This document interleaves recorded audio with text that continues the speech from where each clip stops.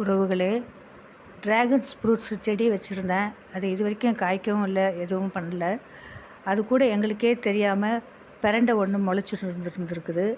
அது வளர்ந்ததப்பெல்லாம் பார்த்துருக்குறேன். ஆனால் அது காய் காய்ச்சி இப்படி பழமாக பழுத்திருக்குன்னு இப்போ எனக்கு தெரியாது.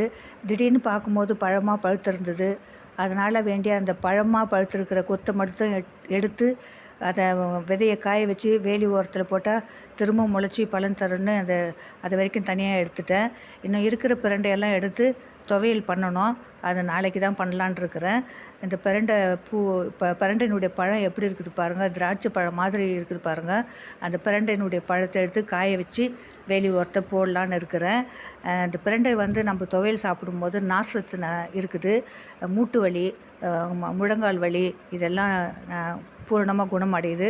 வாரத்துக்கு ஒரு முறை பிரண்டை சட்னி எடுத்துக்கிறது நல்லது.